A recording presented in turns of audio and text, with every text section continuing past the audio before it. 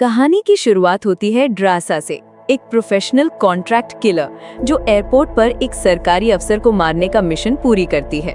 उसका निशाना इतना परफेक्ट होता है कि गार्ड्स को कुछ भी पता नहीं चलता। मिशन के बाद वो अपनी माँ की कब्र पर जाती है और अपने पिता से मिलती है। ड्रासा हर मारी गई बुलेट का कवर अपने पिता को देती है, जिससे उसे थोड़ी सांत्वना मिलती है। पिता उसे बताते हैं कि उनका कैंसर आखिरी स्टेज में है और शायद अगली मुलाकात नहीं होगी। फिर सीन शिफ्ट होता है और लेवाई की एंट्री होती है। उसकी जिंदगी बिखरी हुई है और उसे डरावने सपने आते हैं। एक रात सपनों से परेशान होकर वो समुंदर किनारे जाता है और डायरी में कुछ लिखता है। तभी उसे एक मिस्ट्री मैसेज आता है जिसमें एक एड्रेस लिखा होता है और कहा जाता है कि जल्द से जल्द यहाँ पहुँचो। लेवाई सीधा एक मिलिट्री बेस पहुँचता है जहाँ उसकी मुलाकात लेडी ऑफिसर बार्तो से होती है। हमें पता चलता है कि लेवाई रिटायर्ड डेडली स्नाइपर है जिसने 200+ टारगेट्स मार चुके हैं। बार्तो उसे एक मिशन पर भेजना चाहती है जो सिर्फ उसके लिए है। मिशन शुरू होने से पहले लेवाई को बेहोश कर दिया जाता है। जब उसकी आंख खुलती है तो वो एरोप्लेन में सोल्जर्स के बीच होता है। उसे कोई साफ जवाब नहीं मिलता कि मिशन कहाँ है। सोल्जर्स केवल इतना कहते हैं कि उसे मिशन पूरा करने तक अपनी आईडी और वॉच नहीं मिलेंगी। प्लेन में पैराशूट थमाकर उसे छलांग लगानी पड़ती है। लैंड करने के बाद उसे 32 किलोमीटर पैदल चलकर मिशन जगह तक पहुंचना है। लेवाई लगातार चलता है और इस सफर में 2 दिन लग जाते हैं। 2 दिन की थकाऊ यात्रा के बाद लेवाई आखिरकार उस सुनसान इलाके में पहुंच जाता है। वहां उसकी मुलाकात जेडी से होती है जो पिछले साल इसी मिशन पर तैनात था और अब उसकी जगह लेवाई को संभालनी है। जेडी लेवाई को वॉच टावर तक ले जाता है और धीरे धीरे उसे इस जगह के स्ट्रिक्ट रूल्स और ड्यूटी समझाता है। लेवाई को खाई गॉड की पहरेदारी करनी है, इतनी गहरी और रहस्यमयी कि अब तक कोई इसके तल तक नहीं पहुंच पाया। जेडी उसे चेतावनी देता है कि बाहरी दुनिया से जुड़ने की उम्मीद कम ही रखे। दोनों टावर्स वेस्ट और ईस्ट के बीच में कोई कांटेक्ट नहीं होना चाहिए। हमेशा खतरे के लिए तैयार रहना और अगर तेज सायरन बजे तो तुरंत भाग जाना।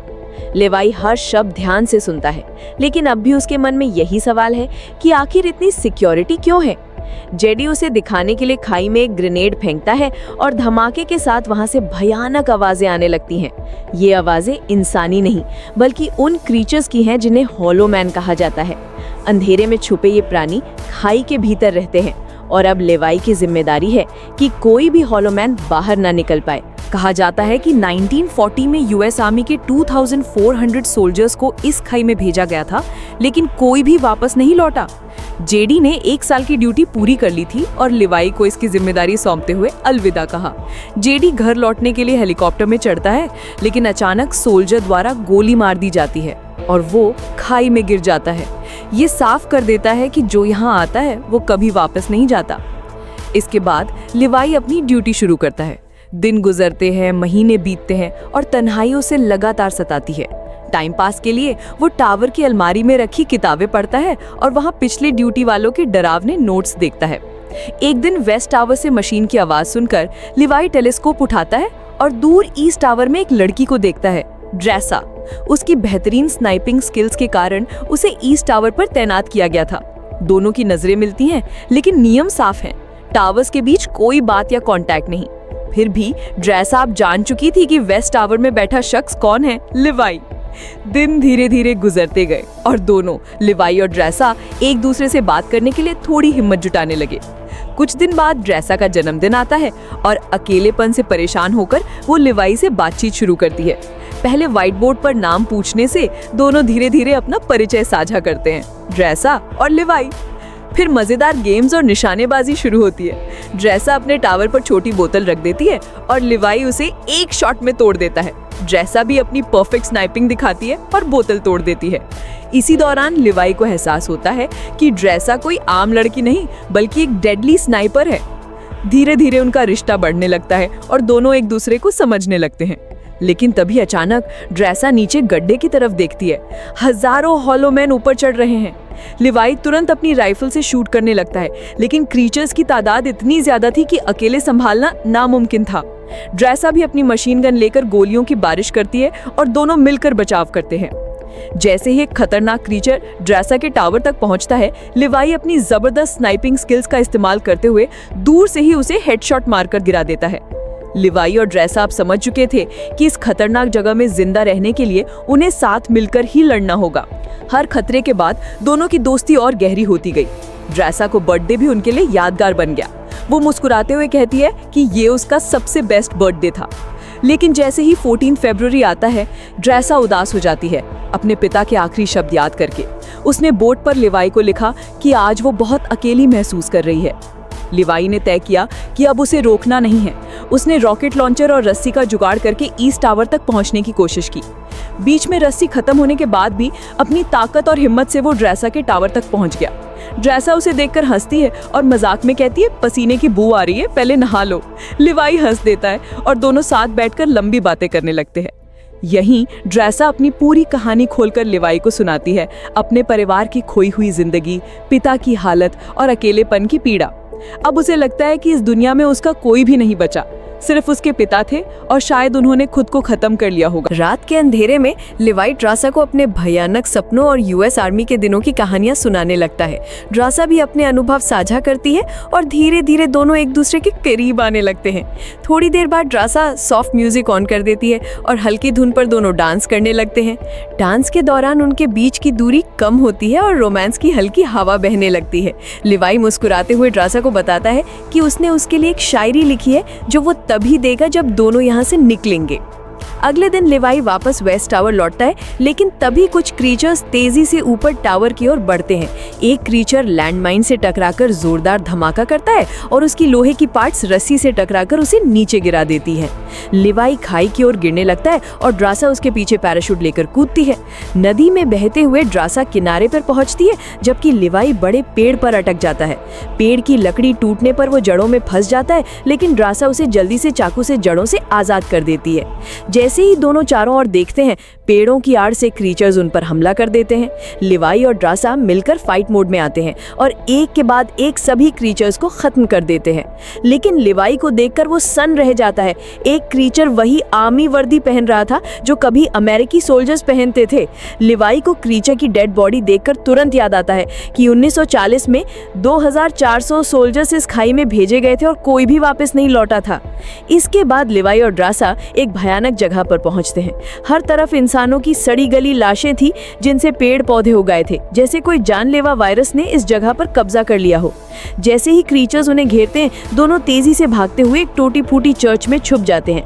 वहां उन्हें और भी डरावना मंजर दिखता है, लाशें, बड़ी मकड़ियां और अचानक अंदर घुसने वाले क्रीचर्स।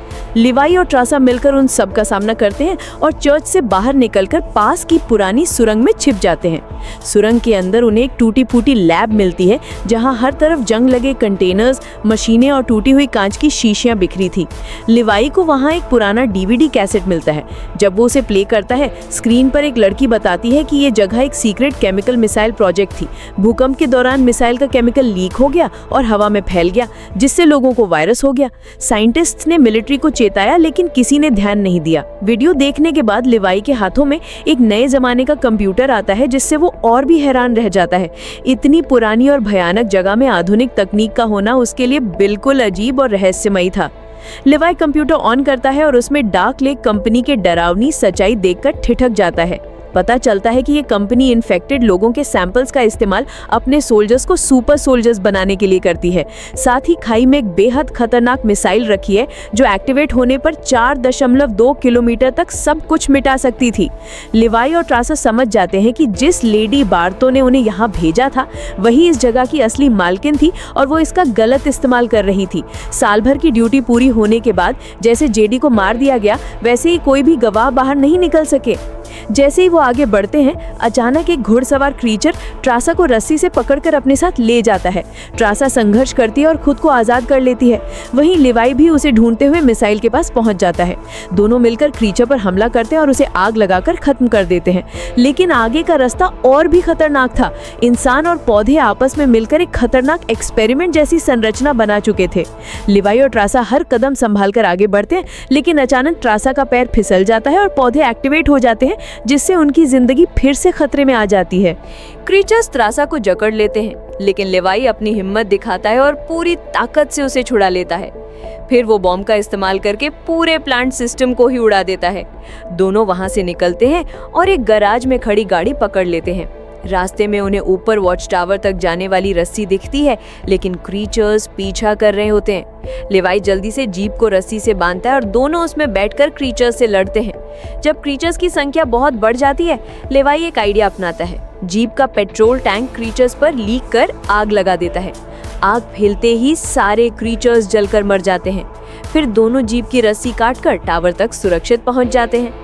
अब उन्हें साफ हो गया था कि साल भर ड्यूटी करने वाले हर इंसान की आखिरी तकदीर यही थी, मरना। इसलिए उन्होंने बड़ा फैसला लिया। अब वे सिर्फ इस जगह की रक्षा नहीं करेंगे, बल्कि इसे पूरी तरह तबाह कर देंगे ताकि कोई और फंस न सके। त्रासा बताती है कि उसके पास फ्रांस में छुपने की जगह है। वहां जाकर वे शादी करेंगे और नई जिंदगी शुरू करेंगे। लेवाई अपने टावर पर लौटता है, बॉम्ब फिट करता है और मिसाइल को एक्टिवेट कर देता है। इसी बीच लेडी बार्तो उससे कांटेक्ट करते और पूछती है कि क्या वो गड्ढे में गया था।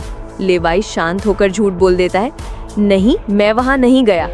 बार्तो जानती थी कि लेवाई झूठ बोल रहा है। सिक्योरिटी कैमरा सब कुछ रिकॉर्ड कर चुका था। फिर भी वो शांत रहती है और कहती है कि अब वेस्ट टावर वाला इंसान ही रूल तोड़ने वाला काम करेगा। लेकिन बार्तो समझ चुकी थी, लेवाई और त्रासा यहाँ से भागकर दुनिया को सच्चाई बताने वाले थे। लेवाई और त्रासा पूरी तैयारी के साथ आगे बढ़ते हैं। लेवाई टावर से सबसे लंबा शॉट लेता है और सीधे मिसाइल से कनेक्टेड टावर को निशाना बनाता है। तेज सायरन बजता है और अब उनके पास समय बहुत कम था। दोनों जंगल की ओर भागते हैं। त्रासा जल्दी सुरक्षित दूरी पर निकल जाती है, लेकिन लेवाई घायल होने के बावजूद तेज भागने की कोशिश करता है। बार्तो हेलीकॉप्टर लेकर मिसाइल को रोकने आती है, लेकिन धमाका इतना भयंकर होता है कि पूरा खाई इलाका तबाह हो जाता है। ब्लास्ट की लपटों में बार्तो की मौत हो जाती है। लेवाई पानी में गिरता है और खाई में मौजूद सभी क्रीचर्स नष्ट हो जाते हैं। कुछ महीनों बाद त्रासा लेवाई की लिखी हुई कविता पढ़ती है। हर शब्द में उसकी यादें बसती हैं। आंखों में आंसू होते हुए भी वो नई जिंदगी शुरू करती है और एक फ्रांस के होटल में वेट्रेस बन जाती है। तभी अचानक सामने लेवाई खड़ा होता है। वो जिंदा था। त्रासा खुशी से दौड़कर उसे गले लगाती है और यहीं खत्म होती है ये सस्पेंस, रोमांस और एक्शन से भरपूर कहानी।